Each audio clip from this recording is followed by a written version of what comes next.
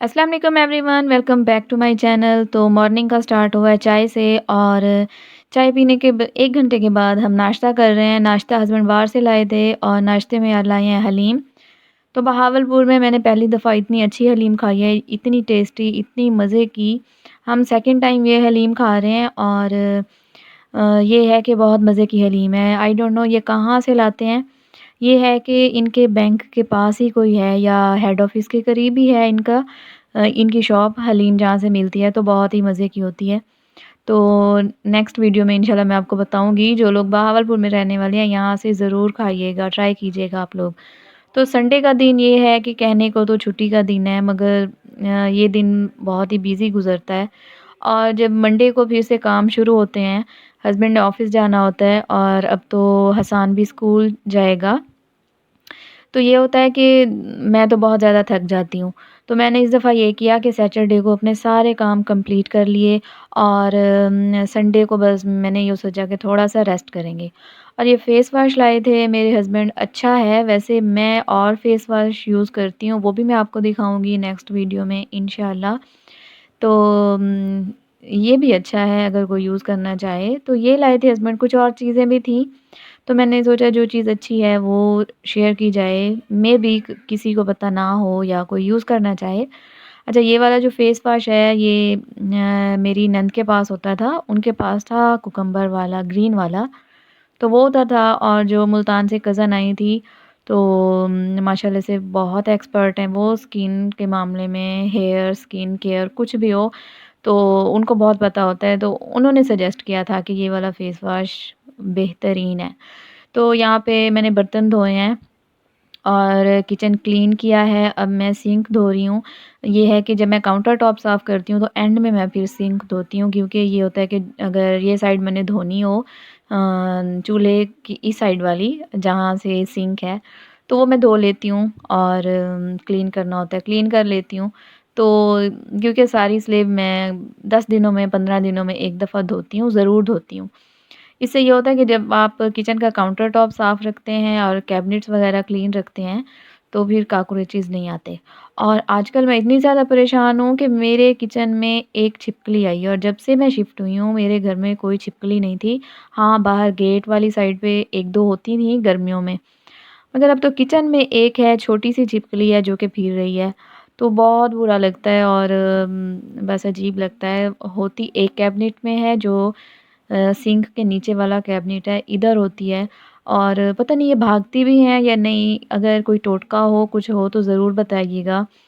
ये है कि मुझे इतना ज़्यादा डर नहीं लगता इससे, मगर ये होता है कि ये कुछ पता नहीं होता कि किस चीज़ पे ये चढ़ जाए, किसी चीज़ से भी, क्योंकि ये ज़हरीली होती है, अच्छी नहीं होती और देखने में भी बहुत बुरी लगती है।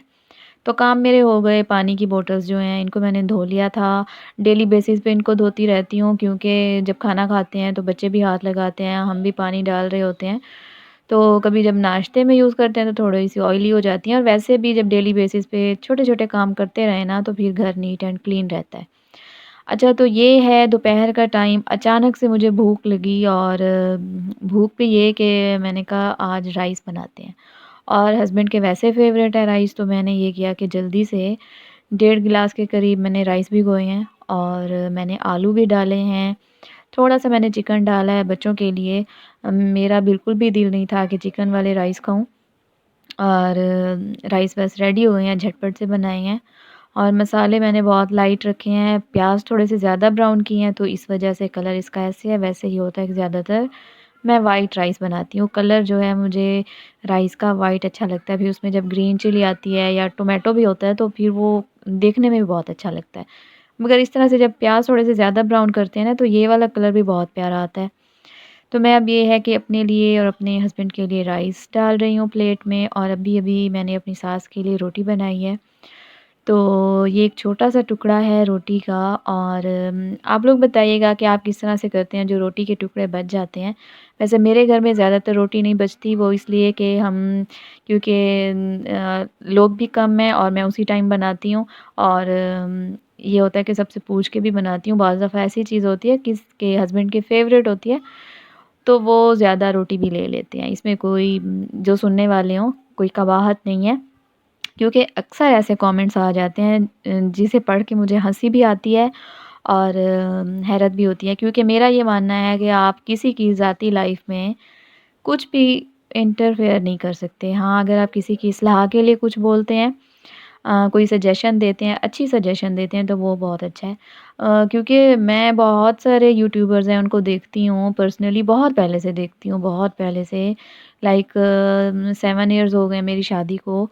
तो शायद ही शादी के 1-2 साल बाद ही मैं यूट्यूब देखती हूँ। तो ये होता है कि बहुत ज़्यादा कमेंट्स ऐसे आए होते हैं कि एक छोटी-सी बात, कभी-कभी तो लोग समझते ही नहीं हैं कि ये बात हो क्या रही है, किस सेंस में बात हो रही है, तो वो ये बोल देते हैं कमेंट्स में कि आपने ऐसा कहा था। तो ना किसी को भी बैड कमेंट्स कहने से पहले, बोलने से पहले सोच लें, अगर आपको किसी का काम अच्छा लगता है तो आप देखें, अदरवाइज़ स्किप कर दें। तो यहाँ पे हम लंच करेंगे बहुत मज़े का, क्योंकि मैंने बनाया है साथ ढेर सारा हरा धनिया और हरी मिर्चें, ये कूट के कुंडी डंडे में, और दही डाला है, तो मज़े का रायता बन गया है, और राइस के साथ इस तरह से बहुत मज़े का लगता है।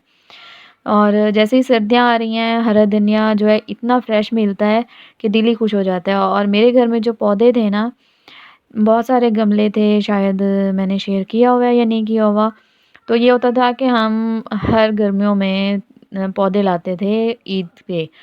छोटी ईद पे हम पौधे लाते थे, और वो ये होता था क्योंकि वो होते हैं कि मौसम के हिसाब से पौधे होते हैं, तो हमें इतना ज़्यादा पता नहीं था कि कौन से लेने चाहिए, कौन से नहीं लेने चाहिए। तो ऐसे करते-करते ये हुआ कि वो सारे पौधे जल जाते थे और गमले बहुत सारे जमा हो गए हैं। तो मैं ये सोच रही हूँ कि इस दफ़ा मैं उनमें बहुत सारा हरा धनिया लगाऊँगी और हरा लहसुन लगाऊँगी, कि जब भी ज़रूरत हो वहीं से लें और यूज़ कर लें, तो उसका टेस्ट, खुशबू बिल्कुल ही डिफरेंट होती है। तो यहाँ पे मैं फ्रूट चाट बना रही हूँ, क्योंकि फ्रूट जब घर में ज़्यादा आ जाए ना, तो उसको मेरी ये कोशिश होती है कि जल्दी से बना दिया जाए। और ये ज़्यादा भी इसलिए आया क्योंकि जो गेस्ट आए थे मुल्तान से, वो लोग भी लाए थे, और उससे पहले मेरे हस्बैंड भी लाए थे। तो हम, क्योंकि लोग कम हैं, मैं लिमिटेड चीज़ें लेती हूँ। घर में सामान भी मुझे इतना ज़्यादा नहीं अच्छा लगता कि घर भरा हुआ हो। तो आप मेरे घर में जो भी चीज़ें देखेंगी, थोड़ी-थोड़ी देखेंगे, चाहे मेरे पास होती भी हैं, तो मैं ज़्यादातर इस तरह से नहीं करती कि ओवर क्राउडेड हो जाए सब कुछ।